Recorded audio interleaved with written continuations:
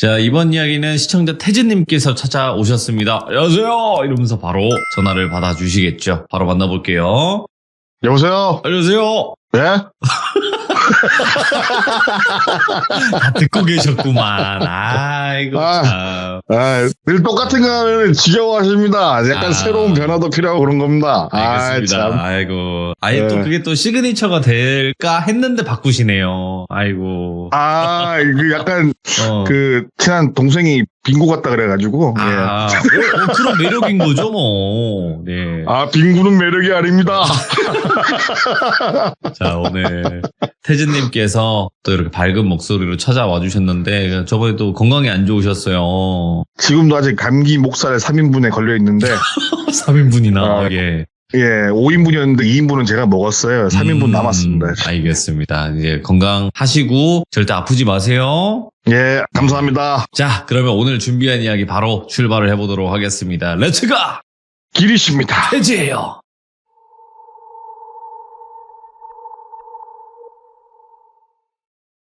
오늘의 이야기는 누구나 한 번쯤은 겪어볼 수도 있고 주변에 뭐 이런 비슷한 이야기를 들어봤을 수도 있는 그런 이야기예요. 요 시대 배경을 말씀드리자면은 스마트폰 초창기 시절에 랜덤 채팅 어플이 있었어요.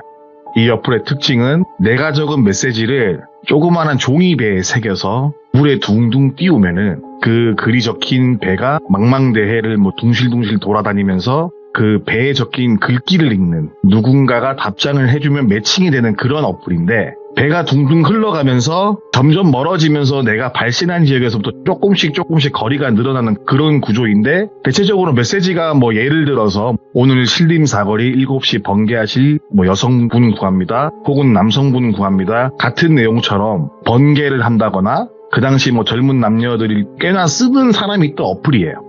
그 위의 세대들은 영화 접속에서처럼 인터넷 채팅으로 만나거나 이랬지만은 스마트폰이 나오면서 채팅 어플이라는 게 생겼고 지금은 솔직히 모르는 사람하고 채팅을 하거나 그런 게 약간 꺼려지는 분위기고 좀 안 하게 되잖아요. 네. 모르는 번호도 안 받는 시대니까. 당시에는 뭐 단순한 만남 혹은 즐거운 술자리, 모임용으로 많이 사용을 했습니다. 아무튼 어플 설명은 여기까지 하고 이 어플을 설명드리는 이유는 당시 알고 지내던 이 어플에 미친 동생이 있었어요.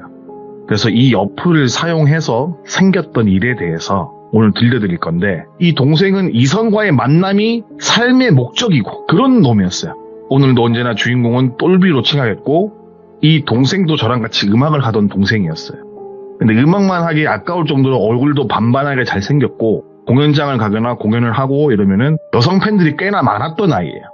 근데 이 녀석이 음악을 하는 이유는 딱 한 가지예요. 걸들을 만나기 위해서. 그렇다고 말할 정도로 음악을 하는 이유가 그 정도로 뭐 이성과의 만남에 진심인 동생이었고 주말이면은 홍대 놀이터 혹은 헌팅 잘 되는 술집에 들락날락거리면서 나 음악하는데 라고 약간 꺼드럭거리면서 공연 티켓까지 팔고 뭐 영업을 하면서 여자를 꼬실 정도로 그런 아이인데 요즘 말하는 이제 여미새 같은 그런 건데 앞서 말씀드렸다시피 그 배가 나오는 어플을 사용하면서 수많은 이성들 만났고 거기에 주말에 홍대 뭐 술집 돌아다니면서 뭐 만난다고 말씀드렸잖아요. 그때 저는 대림동에 살고 있었어요. 제가 그 동네 살 때는 제가 좀 약간 금전적으로 힘들던 시기라서 다른 일을 병행하면서 음악을 하고 있었고 그 똘비란 녀석 집은 꽤나 잘 사는 동생이었어요. 매번 술자리를 하거나 밥을 먹자고 해서 만나면은 동생이 계산을 했고 그날도 저는 집에서 작업을 하던 도중에 똘비에게 한 통의 전화를 받게 됩니다. 형님 여기 구로디지트 단지역 앞인데 지금 시간 되면 술 한잔 하자 라는 식으로 연락이 왔었고 딱히 할 것도 없었던 저는 그 자리에 참석하기로 합니다. 술집에서 만난 똘비는 처음 보는 사람이랑 같이 있었는데 누가 봐도 나 많이 잘 산다, 나 좀 산다 라는 포스를 뽐내고 있는 친구였고 굳이 여기까지 와서 나랑 술 먹을 것 같은 사람은 아닌 그런 느낌적인 비주얼을 가진 친구였는데 초면이다 보니까 서로 인사를 주고받으면서 알게 된 건 부티가 잘잘 흐르는 그 친구는 똘비와 동갑내기 중고등학교 동창 친구였어요.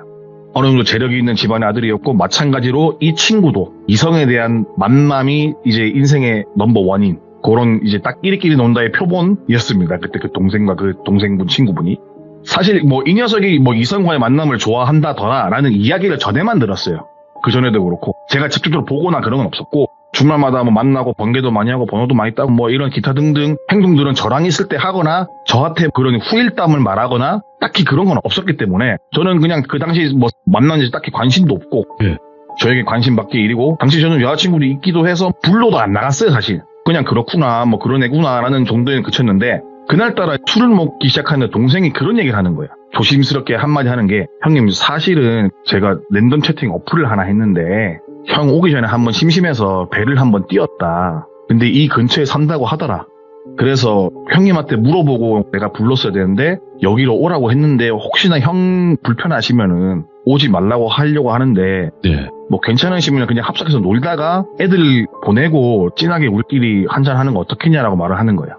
그래서 처음 느낀 건 불편하게 사람 불러놓고 모르는 사람 부른다는 걸 솔직히 좋아하는 사람 별로 없잖아요. 좀 약간 어이가 없긴 했지만은 그 당시 이 녀석하고 해야 될 얘기가 되게 많았어요. 음악적인 얘기도 많았고 뭐 여러 가지 얘기가 많았는데 어차피 늦게까지 먹고 우리끼리 한잔 한다는 그런 얘기를 하니까는 적당히 먹다가 보내겠거니라는 단순한 마음에 그래 대신에 왔는데 좀 빨리 보내라. 우리도 할 얘기 있으니까는 이런 식으로 하고 허락 아닌 허락을 해줬죠. 그렇게 술을 한 잔, 두 잔 먹고 뭐 이런저런 이야기도 하고 그런 와중에 아까 말했던 그 어플로 꼬셨던 여성분들이 오셨어요. 첫인상은 제가 뭐 어떤 영적인 기운이 대단히 있거나 이런 건 아닌데 그 사람이라는 게 직감적으로 뭔가 느껴지는 그런 게 있잖아요. 직감. 말로는 표현하기 힘든데 사람을 딱 봤을 때 뭔가 쎄한 느낌을 가진 사람들이 있어요. 뭔가 가까이 하고 싶지 않은 사람이라든가. 근데 그 여성분들이 딱 문을 열고 들어오는 순간부터 저희가 있는 테이블로 걸어오는 그 짧은 찰나에 그때 기분을 떠올리자면은 뭔가 기분이 더럽다고 해야 될지 아니면 그냥 이건 아닌데 네. 이거 아닌 것 같은데 라는 느낌이라고 해야 될지 뭔지 모르는 복잡 미묘한 기분을 느꼈는데 그때 확실히 제가 느낀 감정은 집에 가고 싶다 라는 욕구가 58,000% 반전해서 끌어오르기 시작했어요. 그리고 전 동생들 쳐다봤죠. 동생들은 진짜 마음에 든 건지 아니면 마음에 드는 척을 하는 건지 모르겠지만은 그냥 얼핏 봐도 딱히 싫은 표정은 아니었던 것 같아요. 네. 그도 그럴 것이 외관상으로는 진짜 아무런 문제가 없는 분들이었거든요.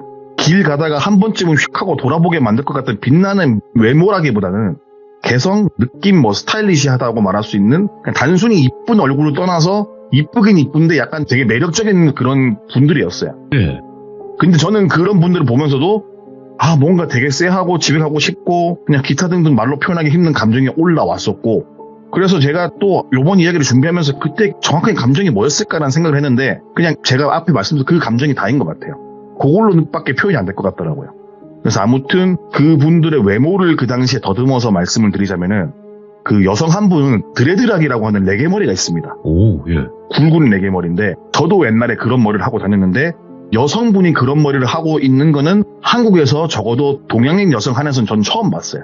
다른 한 분은 머리가 긴데 생머리 길게 늘어뜨리고 머리에 윤기가 잘잘 흐르면서 되게 뭐라고 해야 될까? 반짝반짝한 검은색 머리라고 해야 되나? 그런 스타일이었고 미모도 괜찮으셨고 그것보다 분위기가 두 분 다 되게 특이했었어요. 그러니까 술자리니까 술 한 잔 두 잔 먹고 이런저런 이야기를 하는데 저는 좀 자리가 많이 불편해서 술이 목구멍으로 들어가는지 콧구멍으로 들어가는지 모르겠어서 적당히 그냥 예의상 어느 정도 시간이 흐른 뒤에 일이 있다고 그냥 똘비한테 말하고 나중에 술자리 끝나면 연락을 달라라는 말을 하면서 좀 자리를 먼저 비켜줬어요. 그냥 뭔가 그때 그 느낌은 그냥 더 있기 싫었고 불편했고 네.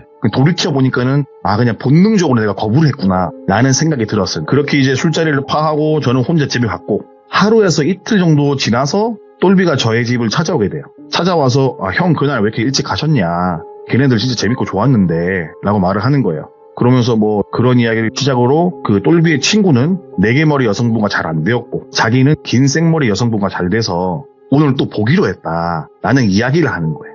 그래서 그날 술자리에 있었던 취식골골한 이런 이야기를 막 늘어놓는데 저는 들으면서 그냥 어지간히 마음에 들었나 보다 라는 생각도 했었고 네. 그냥 그 사람에 대한 이야기가 듣기 싫어서 이야기 중간에 끊고 원래 해야 됐던 우리 일 얘기를 하면서 그날 하루 그렇게 그 녀석과 시간을 보냈습니다. 네. 녀석은 이제 똘비는 저녁에 만나기로 약속을 했다면서 약속 시간이 다 되어서 저한테 인사를 하고 저희 집을 나섰고 그 당시에 신경 쓰이는 부분에 대해서 이야기를 할까 말까 고민을 했어요. 내가 처음 봤을 때 느꼈던 그 부분에 대해서 그냥 말을 할까 하는데 마음에 들어 하는데 거기다 대고 내가 말을 한 것도 웃기고 그리고 부스럼 만드는 얘기가 될 것 같아서 아무런 말도 하지 않은 채 그래 데이트 잘하고 와라 라고 배웅을 해주고 그날 그렇게 마무리가 됐어요. 저도 그때 금전적으로 힘든 시기다 보니까는 생업이 되게 바빴어요. 이래저래 바쁜 생활을 하고 있었고 이것저것 하다 보니까는 한 달이 거의 훌쩍 지나가고 있는 무렵에 적어도 일주일에 한두 번은 꼭 연락이 오거든요. 이 똘비가 최소한 격주로 얼굴은 비추고 가는 아이였어요. 시간대가 잘 맞으면 며칠 연속 저랑 같이 시간을 보내던 그런 애인데 그 데이트 이후로 딱 연락이 끊어진 거예요. 저도 사는 게 바쁘다 보니까 한 달 정도 지나가고 있을 때 그 돌비한테 전화를 해봤더니 신호음만 가고 전화를 안 받아요. 그냥 바쁜가 보다 그 당시에는 그렇게 생각을 하고 연락이 당장 안 된다고 뭐 뭔 일이 났구나라고 당장 생각하면 다시 오버잖아요. 그러려니 하고 부재중 보면 전화가 오겠지라는 생각을 했고 그 생각을 하고 정확히 2달 뒤에 연락이 왔어요.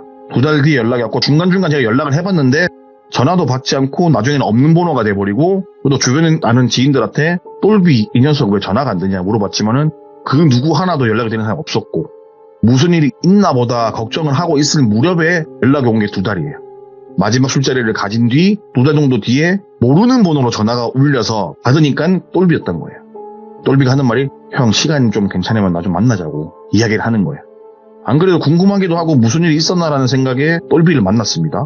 만나가지고 약속 장소로 나가서 똘비를 만났는데 몰골이 말이 아니라 초췌하게 변해있는 거예요. 뭔 일이 있었던 건지 모르겠는데 지나가는 사람이 봐도 아, 저 사람 정상 상태는 아닌 것 같다는 생각이 느낄 정도로 얼굴에 근심 걱정이 가득했거든요.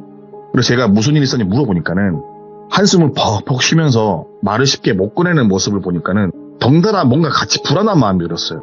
그래서 마음의 준비가 안 되었으면은 천천히 마음의 정리를 하고 이야기를 해라 라고 제가 말을 하고 오늘이 아니라도 네가 준비가 되면 이야기를 해라. 내가 괜히 급한 마음에 물어봐서 혹시 네가 지금 불안함을 느끼거나 상처를 긁은 거라면 내가 미안하다. 네가 말하게 냅둬서야 되는데 내가 급해서 물어봤다. 이렇게 신경 써서 말을 해주는데 똘비가 갑자기 입을 떼면서 이야기를 하기 시작합니다. 메인 이야기인 즉슨 처음에 저 있을 때 그 배를 띄워서 왔던 그 친구들과 술자리를 마무리하고 그 같이 합석했던 여성분들을 집에 보내기 위해서 택시를 잡아주는데 똘비 그 친한 친구와 그 레게머리 하신 분들 알아서 택시 타고 잡아서 집에 갔고 똘비 파트너인 그 긴 생머리 여성분과 똘비만 남은 상태가 되었어요. 똘비는 택시 잡아서 그 여성분을 보내려고 했는데 파트너였던 긴 생머리 여성분이 택시 타고 가는 돈이나 첫차 이제 곧 뜨는데 그거 타고 가는 돈이나 비슷한데 그냥 여기서 근처에서 한 잔만 더 하자라는 이야기를 했고 똘비도 술 기운이 조금 올라왔지만 뭔가 한 잔 더 먹고 싶다는 생각이 있기도 해서 파트너였던 그 여성분과 함께 술 한 잔을 더 하기 위해서 아침까지 운영하는 술집으로 발걸음을 옮겼다고 합니다. 이제부터 똘비의 파트너 그 긴 생머리 그녀를 수미라고 칭하고 이야기를 하겠습니다. 수미와 똘비는 이런저런 이야기를 하면서 관심사가 비슷하고 나이도 거의 동년배고 거기다가 똘비는 수미의 매력에 그냥 홀딱 빠져버렸다고 해요. 서로 이야기를 주고받을수록 뭔가 자기가 알고 있던 동년배 애들과 다르고 신비롭기도 했고 자기랑 잘 맞고 뭔가 이 사람을 더 알아가고 싶은 마음도 들고 그래서 흔히 말해서 한눈에 홀딱 반해버렸다고 하더라고요. 뭐 이야기를 할수록 성숙미도 느껴지고 너무 좋았는데 그렇게 그날 아침까지 술을 마시고 지하철역에서 배웅을 해주고 그 똘비 본인도 택시를 타고 집으로 갔다고 합니다. 집에 도착해서 나 도착했다는 문자를 보내고 수미도 그런 문자에 답장을 해주고 이런저런 이야기를 주고받다가 서로 잠이 들었고 그 일이 있고 나서 이틀 뒤에 저희 집에 와서 그 이야기를 한 거죠. 만나러 간다 뭐 이렇게 말을 하면서 이렇게 두 번째 만나러 가지러 나갔을 때 약속 장소에 있는 수미의 모습을 보고 아, 이 여자가 내 인생의 종착지구나 라고 느낄 정도로 단단히 빠져버리게 된 거예요. 그 흩날리는 긴 생머리 그리고 모든 게 다 마음에 들었대요. 그래서 카페에서부터 들어오는 모습 해가지고 심장이 쿵쾅거리고 너무너무 좋아서 절대 놓치고 싶지 않다는 생각을 그 당시에 했다고 합니다. 예. 콩깍지가 단단히 씌인 상태가 됐고 그렇게 데이트를 하고 집에 가는 길에 수미한테 사귀자고 말을 했어요. 수미도 한치의 망설임 없이 흔쾌히 그래 우리 사귀자 라는 답을 받은 뒤 둘은 본격적으로 교제를 시작했다고 합니다. 교제를 시작하고 나서 매일매일 만나서 할 것도 딱히 없는데 카페에서 뭐 알콩달콩 이런저런 얘기도 하고 영화도 보고 여느 커플이 그러하듯이 뭐 차 끌고 교회로도 나가고 바람도 쐬고 맛집 다니고 이러면서 하루하루 정말 너무 기분 좋은 데이트를 하고 사랑을 키워나갔다고 하더라고요. 그렇게 몇 날 며칠이 지나고 저녁에는 술도 한두 잔 하면서 데이트를 즐기고 있는데 솔직히 똘비의 마음은 더 깊은 진도로 나오고 싶은 마음이 굴뚝 같았대요. 근데 더 깊은 사랑을 확인하는 그런 부분에 있어서 수미가 철벽방어 아닌 철벽방어를 했다고 하더라고요. 그런 일이 있으면서 며칠이 더 흐른 뒤에 어느 날 술 한 잔 두 잔 먹으면서 똘비는 또 한 번 자신의 진심을 전했어요. 근데 수미는 아직 우리 만난 지 얼마 안 됐으니까는 조금만 더 시간이 지나고 우리 사랑이 더 깊어지면은 그때 서로 확인을 하자라는 식으로 돌려서 말을 했고 똘비는 그냥 마음을 계속 확인하고 싶은 마음이고 거부하는 수미에게 그날은 왜 그랬는지 모르겠지만은 진짜 매달리듯이 졸랐다고 해요. 1시간은 지나고 2시간은 지나고 3시간은 지나고 시간이 많이 흘러서 어느 정도 지났는지 모를 정도로 쪼르고 조르고 매달리는 와중에 수미가 한숨을 푹 쉬면서 정색을 했다고 해요. 그래서 그 모습에 똘비가 내가 너무 속물처럼 보였나 보다. 그만해야겠다 하는 생각을 똘비가 했는데 그런 정막이 흐르는 사이에 수미가 나지막히 이야기를 합니다. 예? 좋다. 네가 원하는 마음의 확인해주겠다. 근데 난 솔직히 말해서 좀 더 알아간 다음에 천천히 진행하고 싶었는데 나도 솔직히 너 많이 좋아하고 이렇게 너무 많이 거절하는 것도 아닌 것 같으니까는 서로의 마음을 확인해보자는 이야기를 했고 그날부터 서로의 마음을 확인하기 시작했고 똘비는 뭔가 세상 모든 걸 다 가진 것 같은 느낌까지 받을 정도로 너무 좋았대요. 아무튼 그렇게 둘의 사랑은 깊어지고 만남을 계속 이어가는 와중에 이제 여자친구랑 있다 보니까는 친구들과의 관계가 소홀해지게 된 거예요. 그러던 어느 날 딱히 데이트 약속을 잡은 날이 없고 집에서 쉬는데 때마침 친구들이 만나자고 하는 거예요. 피곤하고 쉬고 싶었지만은 여자친구 만나는 동안 친구들을 못 봤기 때문에 미안한 마음에 친구들 만나서 함께 PC방에서 게임을 하고 있었어요. 그러다가 전화가 와요. 수미한테. 수미는 어디냐고 물어봤고 친구들과 게임방에 있다 말을 하니까는 아니 수미는 무슨 게임방이냐 지금 나와서 나랑 데이트하자 이런 식으로 약간 앙탈 부렸대요. 그래서 똘비가 웃으면서 오랜만에 친구들 만나서 즐겁게 게임도 하고 술도 한잔 하려고 하는데 지금 내가 나가면 친구들한테 욕먹을 것 같다 라고 말해도 똘비였고 근데 한편으로는 또 수미랑 있는 것도 너무 좋았기에 수미를 보러 갈까라는 마음도 반이었대요. 잠시 머뭇거리고 있을 때 그걸 지켜보고 있던 친구가 장난삼아서 전화기를 뺏어서 수미씨 죄송한데 오늘 하루만 우리 똘비 빌려주세요. 저희도 연애 초에 방해는 안 하고 싶은데 그래도 맨날 보던 친구놈이 요 근래 연락도 안 되고 잘 못 보니까는 오늘 딱 하루만 빌려주시면은 잘 쓰고 반납을 하겠다 이렇게 말을 했어요. 유머러스하게. 근데 갑자기 수화기 넘어서 그런 소리가 들리는 거예요. 야 똘비 받고 미친 X야 이런 소리가 들리는 거예요. 그것도 엄청 크게. 순간 친구와 똘비는 벙찌는 상태가 되었고 옆에 있는 다른 친구들까지 하던 게임을 갑자기 손에 놓고 일제히 전화기를 들고 있는 친구를 바라보게 된 거예요. 제가 방금은 작게 말했지만 엄청 크게 말했어요. 당황한 건 모든 사람들 다 당황을 했고 친구는 네 죄송합니다 하면서 전화기를 똘비에게 넘겨주었죠. 순간 수화기 너머로 들었던 소리를 듣던 똘비는 내가 뭐 잘못 들었나? 뭐지? 이런 생각을 했고 전화를 받자마자 자기야 라고 말을 하는 순간 너 이 미친 새끼야 이게 무슨 매너야 전화를 왜 바꿔줘 내가 우스워? 너 이 새끼 뭐하는 새끼야 라고 고래고래 소리를 지르는 수미의 모습에 내가 알던 수미가 맞나? 이거 뭐지 장난치는 건가? 뭐지? 라는 생각이 어안이 벙벙해졌고 친구들은 게임이고 나발이고 내팽개쳐두고 똘비를 쳐다보고 있더래요. 순간 똘비는 이렇게 이목을 집중해서 안 되겠다는 생각에 잠시 PC방을 나와서 전화를 다시 받으니까는 야 대답 안 해? 이게 무슨 매너야 뭐 하자는 거야 이 미친 새끼 하면서 소리를 지르는 거예요. 일단 뭐 친구가 갑자기 뺏어서 바꿔준 부분이 기분이 나쁠 수도 있잖아요. 그래서 연신 미안하다고 똘비는 말을 했대. 내가 그러려고 한 게 아니라 친구 뺏어서 그렇다. 수미는 지금 당장 만나서 이야기하자 이런 말을 하기 시작했고 갑자기 벌어진 일에 정신 차릴 틈이 어딨어요. 친구들에게 가서 이러이러해서 이러이러하니까는 내가 갔다 와야겠다라고 하니까 친구들도 야 그래 잘 달래주고 내가 그러려고 그랬던 건 아닌데 미안하다 라는 이야기를 전에 듣고 이제 차에 시동을 켜고 수미를 만나러 가면서도 야 이게 무슨 일이지? 뭐지? 라는 생각이 머릿속에 끊임없이 의문부호를 만들어내고 있었지만은 일단 최대한 수미 입장에서 그래 갑자기 전화 받으면 기분 나쁠 수 있겠다 라는 생각을 하고 수미를 만나러 가요. 가는 도중에도 뭐라고 말하지? 기분 어떻게 풀어주지? 라는 생각밖에 없었대요. 그래갖고 수미를 만나기로 한 장소에 도착해서 문을 열고 들어갔는데 들어가기 전에 그 똘비가 생각하기에 수미가 화가 머리끝까지 나서 들어서자마자 뭐라고 하면 어쩌지라는 생각에 안절부절 못했고 당황은 했지만은 이게 큰 잘못인가라는 생각도 한편 했었고 에라이 모르겠다고 들어갔는데 소름 돋는 부분은 수미가 앉아있는데 왜 이제 와? 얼마나 오래 기다렸는데 진짜 마치 아무 일도 없던 것처럼 방금 전화까지는 화를 냈지만은 내가 언제 화를 냈냐는 듯한 목소리의 표정 그리고 분위기로 똘비에게 말을 하는 순간 똘비는 등골이 오싹해졌다고 하는 거야. 몰래카메라야? 뭐야? 왜 이러지? 그 사이에 기분이 풀린 건가? 아니 그 정도로 화를 내고 그 사이에 기분이 풀렸다고? 왜? 이렇게 금방 풀릴 거 왜 그렇게 화를 냈지? 이런 생각 기타 등등 오만 가지 생각을 하고 있는데 떨떠름하기도 하고 어쩔 줄 몰라는 똘비의 모습 바라본 수미가 넌지시 말을 건네는 거야. 왜 그래? 무슨 일 있어? 친구들이랑 잘 놀다 온 거 아니야? 언제 한번 친구들 봐야 하는데 나중에 자리 한번 만들어서 정식으로 인사시켜줘. 친구들 보고 싶네. 라는 이야기를 하면서 슬슬 웃으면서 똘비의 손을 잡았다고 하더라고요. 똘비는 순간 뭐야 뭐 하는 거지? 그 난리를 피워놓고 친구들을 보여달라고? 몰래카메라인가? 뭐지? 그러니까 이런 생각이 머릿속 스쳐 지나갔지만은 입으로는 그래 알겠어 그래 조만간 친구들 한번 보자. 친구들도 뭐 자기 보고 싶어 한다 라는 말 말고는 다른 어떤 말도 할 수가 없었다고 하더라고요. 그 순간 물어보고 싶은 게 많고 화가 난 거 아니었냐부터 시작해서 이것저것 알고 싶은 게 많았지만 꼭 참아내고 기분이 풀렸으면 된 거지라는 생각으로 좋게 좋게 이해하고 물어보지 않고 똘비는 그 상황을 넘어갔다고 하더라고요. 여기서 저는 든 생각이 왜 안 물어보고? 미친 여자 아니야? 예. 소름 돋네 라고 생각할 수 있지만은 막상 그 상황에 처한 당사자가 되어보면 그냥 뭐 어떻게든 뭘 해야 될지도 모르겠고 물어보기 좀 그렇고 그렇다고 내가 대려 화내기도 뭐한 상황이었다. 아무쪼록 예. 어떻게 해야 될지 모르는 상황인데 일단 기본적으로 이런 상황을 태어나서 겪어보지 못한 상태에서 맞닥뜨리니 그냥 내가 뭘 어떻게 해야 돼 답이 그 당시 때 내려지지 않았다라고 똘비가 말을 하더라고요.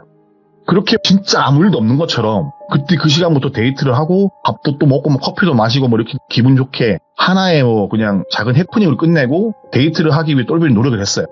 늦은 시간에 대해서 집 앞까지 데려다주고 집으로 가려는 똘비를 수미가 잡더니 오늘 밤 같이 있자고 말을 하는 거예요. 아까 전에 있더니는 새까맣게 데이트하면서 잊어버렸던 똘비였고 최대한 좋게 생각하고 풀어버렸던 똘비였고 수미하고 같이 있는 게 더없이 좋았던 똘비는 찜찜한 마음은 지워버린 지 오래인 양 그날도 그렇게 같이 밤을 보냈다고 하더라고요. 근처 숙박업소 들어가기 전에 술도 하나 사고 간단한 안주거리도 사고 들어갔는데 그렇게 술도 한두 잔 마시고 잠자리에 들었다고 하더라고요. 그리고 똘비가 잠이 들어서 어느 정도 시간이 흘렀을 때 자면서 살짝 깨게 됐다고 합니다. 비몽사몽한 눈을 살짝 뜨고 바라보니까는 수미의 품 안이었고 예. 수미는 침대에 반쯤 걸터 앉아서 연신 똘비 머리를 만지고 있었다고 하더라고요. 자다가 깬 상황에서 똘비는 수미한테 야, 자기야 뭐해 안 자고 왜 내 머리를 쓰다듬고 있어 라고 말을 하니까는 그렇게 말을 하면서 수미를 쳐다봤는데 흠칫 놀랐다고 하더라고요.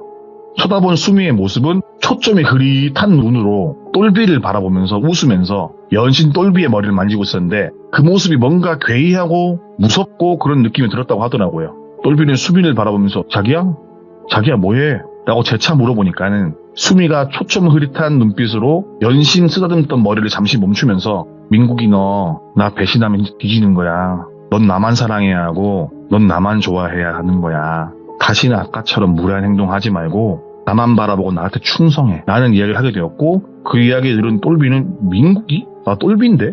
자기야 왜 그래? 술 취했어? 라고 물어봤고 그 순간 수미는 머리를 갑자기 꽉 움켜쥐고서는 네가 무슨 똘비야 이 새끼야. 너 민국이야. 야 이 새끼야 너 최민국 알겠어? 너 나 차면은 배 나서 죽여버릴 거니까 나한테 항상 최선을 다해야겠어? 라고 말을 하는데 초점이 흐릿한 눈빛이 갑자기 정신이 들어온 건지 또렷해지면서 똘비를 바라보면서 한 손으로는 머리채를 꽉 쥐고 이야기를 했다고 하더라고요. 근데 꽉 쥐다 못해 두피가 뽑혀 나갈 정도로 아팠던 똘비는 연신 거리고 소리내기 바빴고 그렇게 아파하는 사이에 힘을 빼기는커녕 더 있는 힘껏 꽉 쥐면서 말하길 민구가 내가 말하잖아 대답을 해야지 하면서 소리를 지르는 거예요. 또 일단 민국이고 대안이고 나발이고 묻는 말에 대답을 해야 꽉 잡힌 머리채를 놓아줄 것 같다는 생각에 아파 자기야 알았어 내가 항상 최선을 다할게 미안해 자기야 머리가 너무 아파 이거 놓고 얘기하면 안 될까? 라고 대답을 했고 그 대답을 듣자마자 다시 세상 온화한 미소로 그래 알았어 자기야 라면서 웃으면서 또 머리를 또 만지기 시작하는 거예요. 똘비를 바라보면서 그 방금 표독했던 표정은 온데간데 없고 또다시 누구보다 나를 사랑하는 그런 온화한 미소로 웃고 있는 수미를 보는데 그 모습 보면서 똘비가 가지게 된 생각은 야 이거 진짜 제정신이 아니구나 하는 생각이 들었고 당장이라도 손을 밀쳐내고 도망가고 싶지만은 뭔가 공포가 짓누르는 그 무거운 분위기가 자신의 몸을 눌러버려서 아무것도 할 수가 없었다고 하더라고요. 수미의 손길이 소름 돋지만은 가만히 맞이하면서 눈만 껌뻑껌뻑거리고 이따금씩 수미를 쳐다봤는데 정말 자신을 그 누구보다 사랑하는 눈빛으로 쳐다보면서 자기야 왜 그래 빨리 자. 자기 누워있는 모습이 너무 귀엽다 이러면서 볼도 꼬집고 뭐 이러고 있는 거예요. 그런 모습 보면서 아무런 감정 혹은 죄의식 더 나아가서 이중격인가? 라는 생각이 들 정도로 똘비는 이 분위기에 압살이 돼버린 거예요. 그때 똘비의 기분으로는 바지에 정말 지릴 정도로 무서웠다고 해요. 머리를 연신 만지던 수미가 똘비에게 자기야 나 팔베개 해줘 이러는 거예요. 똘비가 순간 머뭇거리면서 이러는 와중에 차라리 머리를 만지는 것보다 팔베개를 해주는 게 더 나을 것 같다는 생각이 드는 거야. 그래서 팔베개를 해주었고 근데 보통 커플들이 팔베개를 하면은 팔베개를 해주면 남자 쪽으로 몸을 돌리거나 서로 눈을 마주치고 본다거나 아니면 품에 쏙 안기잖아요. 보통 그런 모습들이 많잖아요. 근데 팔베개를 해주는데 수미는 등 돌리고 잠을 잤다고 하더라고요. 팔만 베고. 일반적인 모습은 아니지만은 그래 너 빨리 잠들어라. 잠에 들면 도망가야겠다. 라는 생각을 똘비가 했다고 하더라고요. 그렇게 팔베개를 해주고 어느 정도 시간이 흐르고 정적이 흘렀어요. 이 정도면 잠에 든 것 같은데 라는 생각에 팔을 들어서 몰래 뺄까 말까 잠에 들었나 안 들었나 확인하려고 고개를 들고 수미의 머리 쪽을 쓱 쳐다보려고 하는데 그렇게 쳐다보려고 팔베개 한 팔 쪽을 제외하고 몸을 살짝 일으키는데 그 숙박업소 중에 가끔 벽이 거울로 된 업소들이 있어요. 근데 그쪽 숙박업소가 다 거울은 아닌데 딱 침대 기준으로 양옆으로 일자로 된 긴 유리벽이 있었다고 하는데 쉽게 말해서 반대편을 바라보면은 유리벽이고 바라보면은 그 등 돌린 수미 정면이 보이는 거예요. 그래서 몸을 일으키려다가 우연찮게 유리벽을 봤어요. 근데 수미가 눈을 뜨고 안 자고 있는 거예요. 그래갖고 똘비가 흠칫 놀라는 사이 눈이 마주치자마자 그 수미가 하는 말이 이 미친 새끼가 팔베개 달라는데 헛짓거리하고 있네 이씨. 라는 말이 끝나자마자 갑자기 이불을 걷어차고 일어나는 거야. 그리고 언제 어디서 어떻게 들고 온 건지 모르겠는데 한 손에는 미용실에 쓰는 날카로운 은색 가위 있죠. 그거를 꺼내더니 똘비를 위협하기 시작하는 거예요. 은색 가위를 보는 순간 똘비는 머리가 하얘지기 시작했고 자기야 오해야 나 화장실 가고 싶어서 그랬어 이렇게 말을 했지만은 그 수미는 화장실 같은 소리 아니야 내가 계속 거울로 이 새끼 자나 안 자나 대가리 움직이는 거 다 보고 있었는데 이 새끼가 어딜 거짓말해라 이러면서 한 손에 쥐고 있던 가위로 머리통을 뜯듯이 덤벼들었다고 하더라고요. 그 모습에 놀란 똘비는 소리를 지르면서 침대 아래로 굴러 떨어졌고 이불에 뒤엉키고 자리가 엉망이 되는 와중에 침대에서 그 위에서 엉금엉금 기어와서 수미는 금방이라도 뜯어 죽이듯이 소리 지르고 그런 수미의 모습 보고 나 진짜 이대로 죽겠다 라는 생각에 이불을 수미 쪽으로 던져버리고 머리맡에 있던 휴대폰과 차키만 빨리 챙겨서 속옷바람으로 그대로 문 열고 도망쳤다고 하더라고요. 혹시나 쫓아올까봐 도망치면서도 뒤를 연신 확인하면서 모텔을 벗어나 차에 시동 켜고 불이 나게 집으로 도망갔고 집으로 도망가는 차 안에서 이거 신고를 해야 하나? 어쩌지? 내가 뭘 해야지? 라는 생각을 뒤로 하고 차를 몰고 반쯤 정신 나간 상태로 운전해서 집으로 왔다고 합니다. 미쳤다. 집에 도착하자마자 빠르게 올라가서 문이나 문 다 걸어 잠그고 침실로 들어가서 이불 꽁꽁 싸매고 덜덜덜 떨면서 이런 생각 저런 생각 오만한 생각을 하면서 있는 와중에 휴대폰은 전화가 울리기 시작하는 거예요. 확인하니까는 수미죠. 순간 전화를 받을까 말까라는 생각조차 못하고 수미라는 이름 뜨는 것 자체가 너무 무서워서 휴대폰을 던져버렸대요. 그나마 다행인 건 수미가 똘비의 집 위치는 몰라요. 알려준 적이 없거든요. 네. 그래서 집까지는 찾아오지 못한다는 걸 알고 있었는데 이런 상황에 처해보니까는 혹시나 싶은 마음에 공포를 느끼면서 달달 떨면서 어떡하지 신고를 해야 되나? 신고해서 뭐라고 해야 되지? 증거가 없는데 그걸 떠나서 신고를 하면 수미를 또 봐야 되는데 그거조차 무서운 거예요. 어떻게 하지? 라는 생각으로 머릿속에서 계속 생각하다 보니까는 날이 밝아왔고 날이 밝고 해가 뜨니까는 약간 긴장이 풀리잖아요. 긴장이 풀어지면서 잠에 들었다고 하더라고요. 눈을 떠보니까는 해가 진 저녁 시간이 되었는데 그래도 궁금한 마음에 아까 던진 전화기를 찾았어요. 어찌나 멀리 던졌는지 방에서 거실 구석까지 날아간 거예요. 휴대폰을 바라보니까 전원이 나갔는지 폰은 꺼져 있었고 충전을 하고 전화기를 딱 켜고 확인하던 똘비는 다시 한번 등골이 오싹했다고 하더라고요. 부재중 전화가 수십 통을 넘어서 100통 가까운 전화가 와 있었고 문자 또한 수십 개를 넘어서 진짜 엄청 많은 문자가 와 있었대요. 그 문자 부재중 다 수미인 거예요. 문자를 볼까 말까 잠시 망설이고 있는 사이에 또 전화기가 울려요.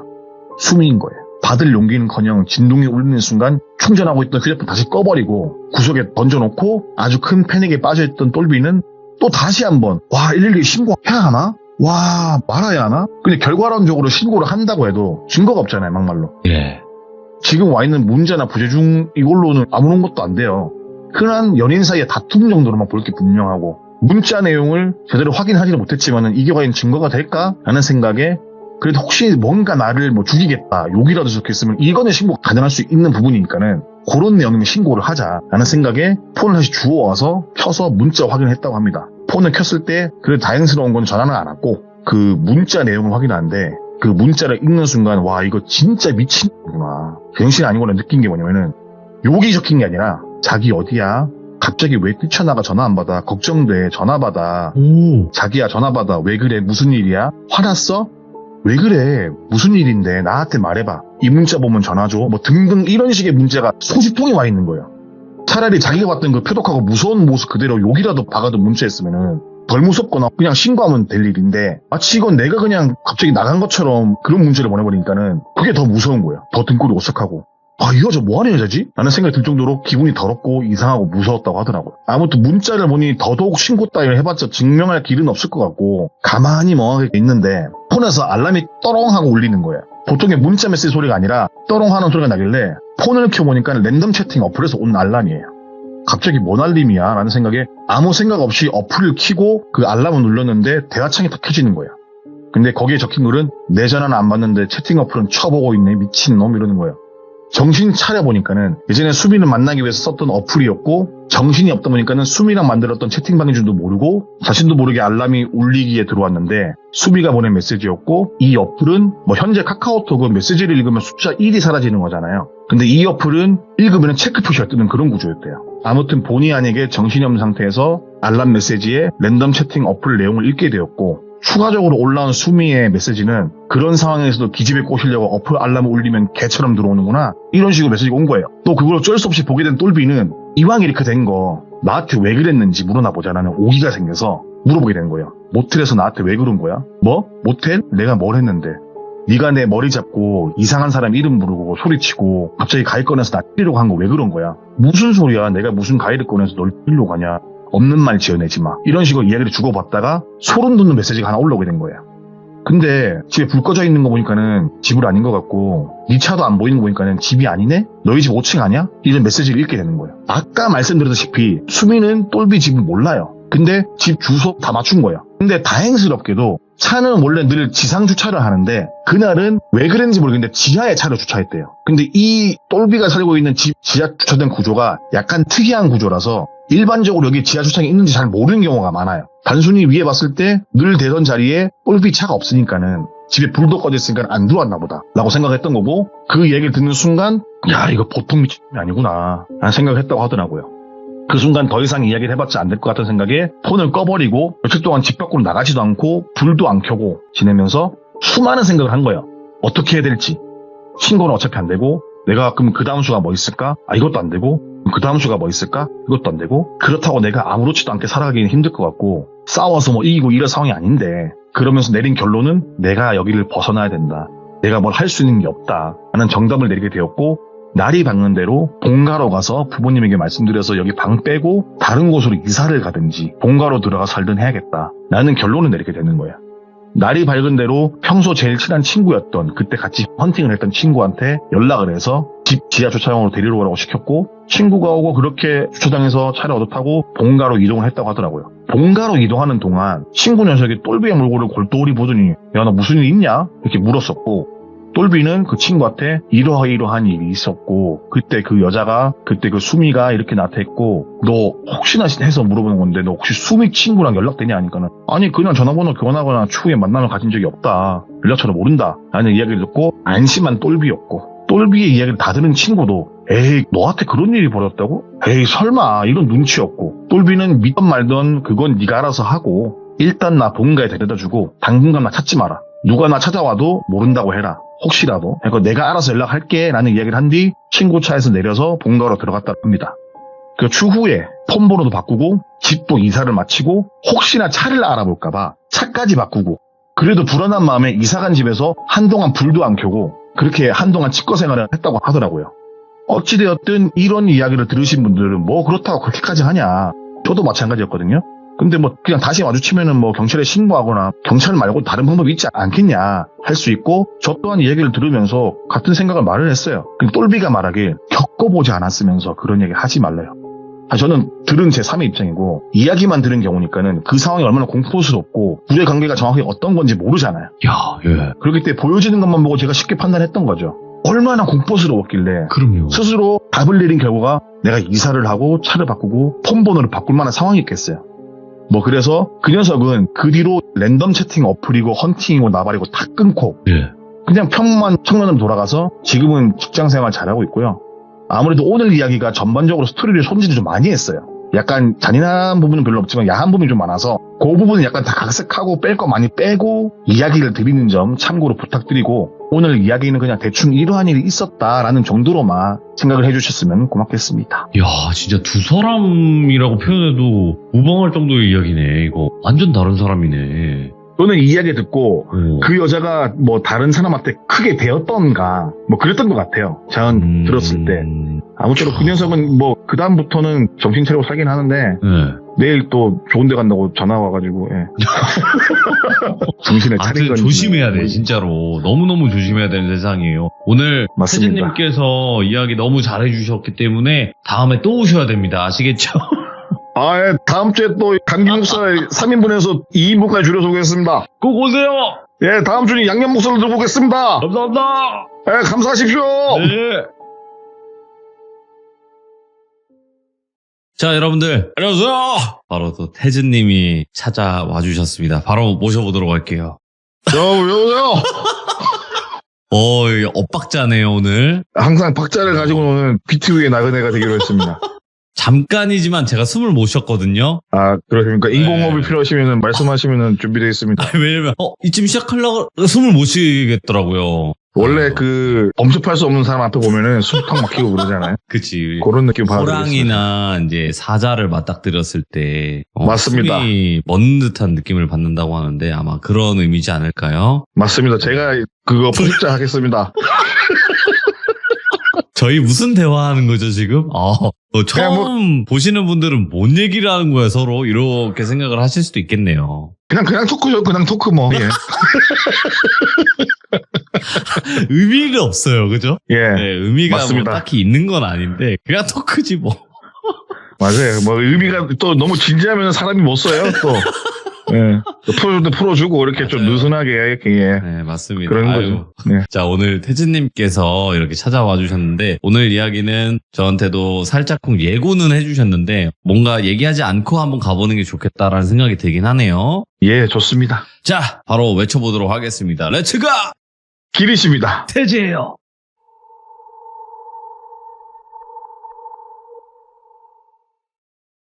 이번 이야기를 들려주신 분은 그냥 평범한 인간 사람입니다. 그냥 사회생활 하시는 형님이시고 현재 지금은 한국에서 거주하지 않고 캐나다에서 이민을 간 상태이시고 이야기의 주인공은 그 형의 아버지의 이야기. 정확히 말하면 아버지가 그 형님을 낳기 전에 겪었었던 이야기를 풀어보려고 하는데 오늘의 주인공은 늘 그렇듯 똘비라고 칭하고 이야기를 시작하겠습니다.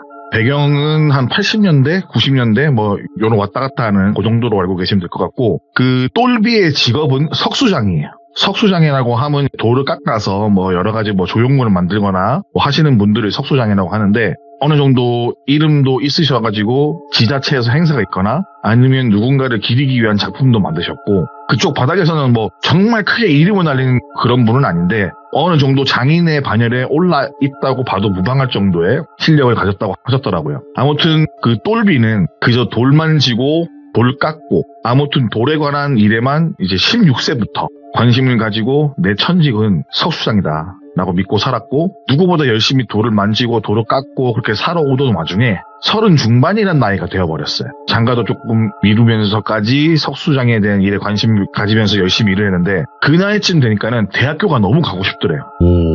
그러니까 그 당시 때 80년대쯤 뭐 90년대 이때쯤 하더라도 30대 중반의 나이로 대학교로 간다는 거는 솔직히 좀 약간 어려운 일이었거든요. 뭐 대학교로 가고 싶은 이유인 즉슨 평생 업으로 삼고 있는 자기가 살아가고 있는 이 일에 대한 자부심이 있었고 네. 거기에다가 대학교 졸업장이라도 하나 가지고 있으면은 후학을 양성하거나 뭐 이런 거에 도움이 되지 않을까 그런 마음이 들끓어 오르기 시작했고 돌만큼이나 굳어버린 머리를 몇 년간 공부를 해서 작은 대학교를 나왔고 대학교를 다니면서 석공에 관련된 자격증을 여러 개 땄대요. 그러면서 어느 정도 전문성까지 갖춘 사람이 되었는데 이제 이렇게 대학교를 나오고 자격증도 따고 이렇게 하다 보니까는 어릴 때는 그냥 누가 시키면 아무런 생각 없이 돌을 깎았는데 그때부터는 머리에 들어가는 지식들도 제법 많은 상태였고 대학교 졸업장이란 타이틀이 다른 석수장애들에 비해서 꽤나 식자층 같은 느낌도 들다 보니까는 지체가 그래도 약간 있으신 높으신 분들이 개인적으로 주문이나 의뢰를 많이 해주셨고 지역에서 벌어지는 나란 일에도 왕왕 부름을 받아서 작업을 해주기도 하고 아무튼 그때가 그 똘비 인생에서 꽤나 잘 나가기 시작했던 첫 걸음이었어요. 돌을 다루고 뭐 그런 일에 관심이 많은 젊은 청춘들도 심심치 않게 밑으로 들어오면서 작업도 하고 교육도 하고 그런 생활을 병행해서 일을 하셨고 어릴 때부터 그냥 덧없이 즐겨했던 한복은 어느덧 그의 트레이드 마크가 되었고 한복에 묻은 돌가루며 그리고 수염에 묻은 돌가루들이 한층 더 그를 전문적인 모습으로 그리고 또 예술가적인 면모를 가질 수 있게 했던 시기였다고 합니다. 아무튼 그저 어릴 때는 만드는 게 좋았고 밥 벌어먹고 살기에는 좋은 기술이라고 생각했는데 누구보다 열심히 일을 했지만은 대학교를 나오고 이런 세월이 좀 반복이 되니까는 어느 순간부터 선생님 하면서 다른 사람들도 있고 주변인들 평판도 옛날에는 뭐 똘비야라고 불렀다라 한다면은 네. 뭐 똘비님 혹은 뭐 선생님 같은 칭호로 바뀌기 시작했다 하더라고요. 그리고 주변의 사람들이 자신 바라보는 모습이 제법 마음에 들고 보람을 느끼면서 마음 한켠으로 으쓱해지는 그런 순간이었다고 합니다. 어느 정도 명성의 지역 내에 있다 보니 특별 수업 같은 개념으로 인근 지역 공고 석재과에 가서 강의를 하게 됐고 지역 내 젊은 조각가들의 멘토라든가 사회 전반적으로 왕성하게 활동하던 시절에 큰 사찰에서 어떤 스님이 찾아오셨다고 합니다. 요 큰 사찰이라는 거는 나중에 또 제가 알려드릴 건데 이때는 이 절이 큰 사찰인지 몰랐어요. 참고로. 아무튼 아주 곱게 차려입은 승복을 입은 스님이 오셨는데 누가 봐도 법력이 장난 아닌 것 같은 외모에 기묘한 분위기를 풍기셨대요. 근데 인상은 정말 온화하고 뭔가 티끌 하나 없는 것 같은 미소로 똘비에게 인사를 하고 자신이 여기 온 이유를 이야기하기 시작했다고 합니다. 그 스님께서 말씀하시길 나는 이 주변 돌비사에서 수행을 하고 있는 소순입니다. 다름이 아니라 며칠 전 소순이 꿈을 꾸었는데 비가 하늘에 구멍난 듯이 쏟아지더니 벼락이 수도 없이 내리치면서 저희 돌비사로 오는 돌로 된 다리를 자꾸 벼락이 내리치면서 비가 계속 오더니 그 다리 너머 어둠 속에서 예? 잊지 말아야 할 귀것들이 보였다고요. 귀것. 그러니까 귀것들이 귀신의 옛말이라고 하더라고요. 돌비사로 넘어오는 다리가 그쪽 하나인데 그 다리에 번개가 한두 번 더 내리치면은 혹여나 무너질 걸 알고 있는 듯한 아니면은 그 무너지는 걸 구경하려는 듯이 그 주변을 둘러싸고 있는 꿈을 꾸었는데 이게 너무 생생해서 이게 무슨 일인가 싶은 가운데 갑자기 그 꿈속에서 다리 가운데 하얀 한지가 한 장 떨어지더니 그 위에 붓도 먹물도 없는데 선생님의 조남이 쓰여 있었다. 그리고 그 사이에 벼락이 한두 번 더 내리치면서 다리가 부서지고 말았습니다. 그리고 소승은 꿈에서 깨어났고 필시 부처님이 꿈속이지만 무언가 알려주기 위함이 아니었을까라는 생각에 이부자리를 박차고 나가서 혹시나 싶어 다리를 살펴보니 다리가 무너져 있더라. 이런 얘기를 하시는 거예요. 꿈속이긴 하지만 똘비 선생님의 이름이 적힌 것도 예산일이 아닌 것 같고 수소문해서 선생님과 이름이 똑같은 사람을 찾다 보니까는 현재 석수장애로 일하고 계신 선생님을 알게 되었다.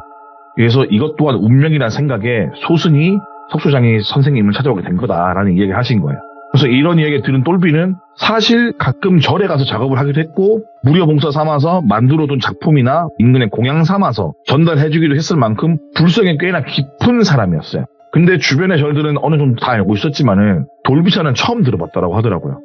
똘비가 순간 느끼는 감정은 작은 남자구나 라는 생각을 했었고 네. 스님의 이야기를 들은 직후 그러면 내가 아무래도 스님께서 말씀하신 대로 그 돌비사라는 곳을 건너가기 위해 돌다리를 만들어야 할 운명인가 봅니다. 제가 보기에도 부처님이 점지해 주신 건지 아니면 뭔가 알려주기 위해서 하신 것 같다. 그럼 제가 무너진 돌다리를 하루빨리 다시 만들어서 부처님의 은혜에 보답한다는 의미로 허락을 해주신다면 작업에 착수하겠다라고 똘비가 말을 한 거예요, 스님한테. 그러니까 스님께서도 아주 환한 미소로 그렇게만 해주신다면은 더없이 고마운 부분인데 그 말하지 않아도 가려운 부분을 긁어주시니 너무 감사할 따름입니다. 대충 그런 이야기를 하고 그날은 마무리가 되었어요.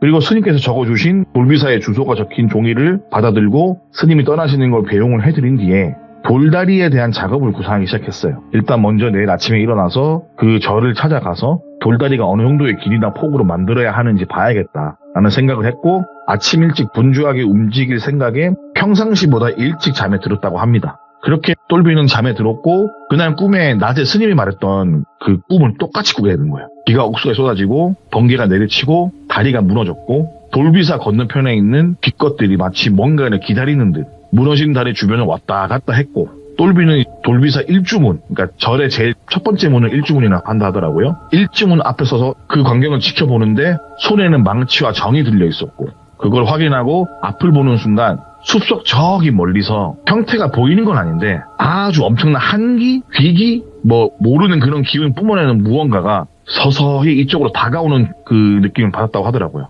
그리고 꿈에서 깨게 되었다고 합니다. 그래서 꿈에서 깨는 순간부터 이거는 보통 꿈이 아니다 라는 생각으로 해가 뜨려면 한 두어 시간 남았지만 불이 나게 준비해서 평소에 자신을 잘 따르던 제자 한두 명을 급하게 깨워서 돌비사로 빠르게 갔다라고 하더라고요.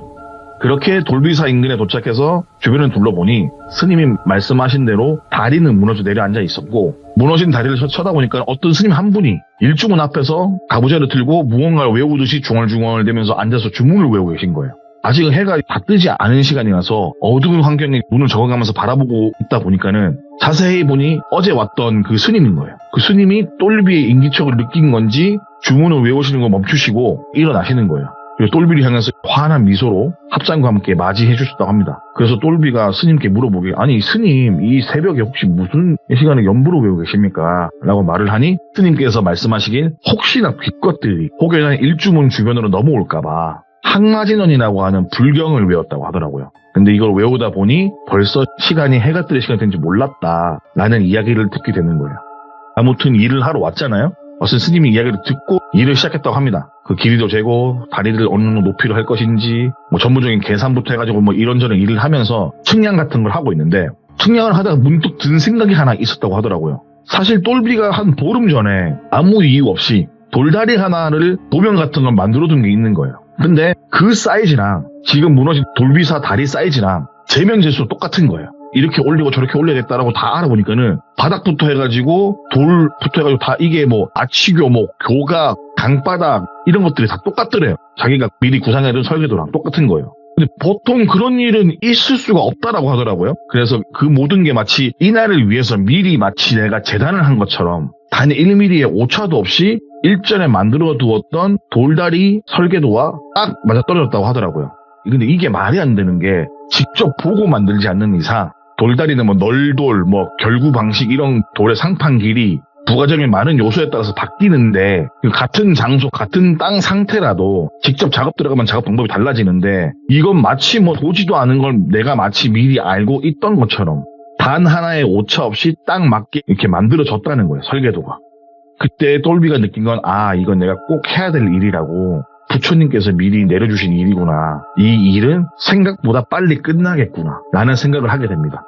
작업장으로 이동해서 일을 시작하겠다는 마음으로 밑에 장비들이나 이런 걸 챙겨서 떠난 채비를 하니까는 스님께서 다가오셔서 말씀하시기를 혹시 며칠 정도 걸릴 것 같냐 이렇게 물으셨고 스님의 질문을 똘비가 말하길 이게 글쎄요 정상적인 작업이라면은 보통은 한 달이나 빠르게 해봐야 보름은 넘는 일인데 사안인 만큼 최대한 일주일 안쪽으로 끝내보려고 합니다 스님 이라고 대답을 하셨고 그 대답을 들은 스님께서는 아무쪼록 너무 조급한 마음보다는 소승이 이런 부탁을 드릴 위치는 아니지만은 공양한다는 마음으로 정성껏 부탁을 드립니다 라는 이야기를 마지막으로 스님과의 대화를 마치고 서둘러 내려와서 챙겨가야 할 물품들을 돌부터 장비 이런 거 다 가지고 돌비서로 이동을 했어요. 그 뒤로 공사는 일사천리로 진행이 되었고 일주일 정도 되었을 무렵 모든 공사가 마무리가 되었다고 합니다. 공사가 끝나갈 무렵 똘비는 스님에게 넌지시 말을 건넸다고 하더라고요. 스님, 원래 이거 돌다리 공사라는 게 이러이러하고 이러이러한데 그래서 시간이 이만큼 걸리는데 제가 이 일을 마치 맡을 것처럼 며칠 전에 이 공사를 해야 될 운명인 것처럼 설계를 다 끝낸 어떤 작품이 하나 있었는데 그것이 이곳 다리에 딱 맞는 다리고 거기다가 때마침 제가 마치 공양을 드려야 된다는 듯이 돌도 아주 좋은 돌들이 때마침 들어왔다. 요 근래 들어와서. 그래서 어느 작업보다 수월하고 빠르고 튼튼하게 마무리 지을 수 있었다. 라는 이야기를 스님께 전달해 드렸고 스님은 마치 다 알고 있다는 듯한 온화한 미소로 고개를 끄덕끄덕 거리시더니 똘비 손에 작게 무언가를 쥐어주시는 거예요. 똘비는 이게 뭔가라는 생각에 손을 바라보니까는 작은 염주가 하나 쥐어져 있는 거예요. 스님께서 말씀하시기에 소승이 지금 당장 드릴 거라고는 차고 있던 염주 말고는 없다. 하지만 이 염주가 보살님에게 꼭 필요한 순간이 올 거다. 라면서 쥐어주시면서 합장을 올리시고 계시는데 그때 똘비가 훨씬 돈을 받을 마음도 아예 없었고 공양하는 마음으로 하는 거라서 그런 마음 없었는데 스님이 또 차고 계시던 염주를 주니까는 기분이 좋더래요. 그냥 뭔가 모르게. 그래서 아이고 스님 감사합니다 하고 합장을 하고 서로 인사를 마치고 스님은 절의 일주문으로 들어가셨고 똘비는 스님이 주신 염주의 온기가 채 식기도 전에 팔목에 염주를 찼어요. 그리고 공사 끝난 현장 모든 주변 정리를 마친 뒤에 산을 내려와서 다시 집으로 왔다고 합니다. 이렇게만 이야기가 끝날 거면은 이번 이야기 되게 시시한 거잖아요. 근데 이번 이야기에도 어느 정도 반전이 있어요. 자, 일단 산을 내려오고 정확하게 보름 뒤에 교통사고가 심하게 났어요. 똘비가. 어느 정도로 심하게 났냐면은 뒤에서 졸음운전을 하던 덤프트럭 기사가 앞에 정차해 있던 똘비의 포터를 제대로 보지 못해서 뒤에서 거의 밟고 지나가다시피 밀고 나갔어요. 근데 밀고 나가는 와중에 조수석은 터널 입구 기둥에 부딪히면서 완전히 찌그러지고 덤프트럭은 뒷 화물칸이랑 조수석을 밟고 지나갔는데 운이 좋게도 똘비가 타고 있던 운전석만은 밟지도 않고 크게 부딪히지도 않고 그냥 양쪽 팔 골절상 정도로만 입은 사건이 발생했다고 하더라고요. 누가 봐도 이거는 죽는 사고인데 양쪽 팔 골절상 정도로만 끝나는 사고로 이어진 거죠. 차는 찌그러진 깡통이 되어 있는데 운전석만 멀쩡했고 앞유리도 운전석은 급만 심하게 가는 상태로 운전석 제외하고 조수석이나 짐칸 뭐 이런 것들은 형체도 알아보기 힘들 정도로 찌그러져 있었고 그리고 사고 이후에 팔 깁스를 제거하는 날에 스님께서 주신 염주가 툭 하고 끊어지더래요. 그래서 이런 일이 좀 신기한 거예요. 스님이 주신 염주가 끊어진 것 그리고 스님이 일전에 말씀해 주신 내용 이런 것들이 신경이 쓰여가지고 안 되겠다. 스님한테 가서 인사 한번 해야겠다. 그래서 돌비사로 가서 인사라도 한번 드려야겠다. 라는 생각으로 퇴원 이후에 몸을 수술한 상태에서 돌비사로 갔다고 합니다. 산길을 꼬불에서 올라가니까 돌비사 일주분 근처 자신이 튼튼하게 만들어둔 돌다리가 보였고 그 인근에 뭐 이제 주차를 한 뒤에 돌다리를 건너면서도 혹시나 뭐 상한 부위가 없는지 한번 꼼꼼하게 또 보고 넘어갔대요. 네. 건너가면서 이렇게 다리 상태 괜찮다면서 일주문에 딱 들어서니까는 일주문이 닫혀 있더래요. 그래서 어떻게 문을 열어달라고 하나 이러면서 주변을 기웃거리면서 일주문은 쿵쿵 두들겨보기도 하고 스님 하고 불러보기도 하고 막 이러고 있는 와중에 갑자기 일주문이 끼익 하고 열리면서 꽤나 젊은 스님 한 분이 나오셨다고 합니다. 반가운 마음에 똘비는 합장을 드리고 인사를 드리니까 그 젊은 스님이 약간 난감한 듯한 표정? 혹은 여기에 무슨 일로? 여기에 왜 약간 이런 표정을 지으면서 보살님 어쩐 일로 여기 오셨습니까? 라고 하는 거예요. 똘비는 약간 쭈뼛한 기운을 가지고 젊은 스님에게 그간에 있었던 일을 늘어놨다고 하더라고요. 네. 아, 내가 어떤 노승을 뵈러 왔다. 분명히 예를 들어서 원효라고 친다면은 원효 스님을 뵈러 왔다. 일전에 이러이러한 일이 있어서 스님이 잘 계시는지 궁금해서 보러 왔다. 라고 말을 하니 젊은 스님께서 흠칫 놀라는 표정으로 일단 무슨 일인지 모르겠지만 안으로 들어오십시오. 라며 똘비를 안으로 모시고 들어갔다고 하더라고요. 그리고 잠시 기다리라는 말을 하고 젊은 스님이 어디를 후다닥 이제 달려가더니 누가 봐도 이곳에서 주지 스님처럼 보이는 분이 헐레벌떡 뛰어나오시면서 똘비를 보고 합장을 하는 거예요. 그러면서 하시는 말씀이 아니 실례지만 원효 스님과는 무슨 일 때문에 찾으시는지 물어봐도 되겠습니까? 보살님 이렇게 물었고 똘비는 또 그간에 있던 모든 일을 다 설명을 했대요. 꿈을 꿔서 돌다리를 이렇게 했고 이게 이렇게 됐고 뭐 했는데 스님이 주신 염주를 받았는데 사고가 났고 이렇게 됐고 이렇게 돼서 왔다. 말씀을 드리니까 그 큰 스님께서 말씀하시길 분명히 저희 스님 맞긴 한데 그 보살님께서 말씀하시는 스님은 입적하신 지 10년은 되신 분이다. 그 입적하신 10년이 되신 그분을 배웠다는 게 개인적으로 생각으로 이해가 가지 않지만 살아생전 스님께서 하신 말씀을 되짚어 보면은 라면서 이제 말끝을 흐리는 거예요. 똘비는 궁금하잖아요. 자신이 알던 스님이 오래전에 돌아가신 분인데 막말로 똘비는 몇 달 전에 뵀던 스님이고 나 말고도 본 사람들이 있는데 무슨 말씀이냐고 말을 하니 큰 스님께서 합장을 한 번 더 하시더니 어떤 이야기를 들려주시는 거예요. 일단 이곳 절의 이름은 돌비사가 아니에요. 돌비사는 옛날에 불렸던 이름이고 지금은 귀족사로 바뀐 절이에요.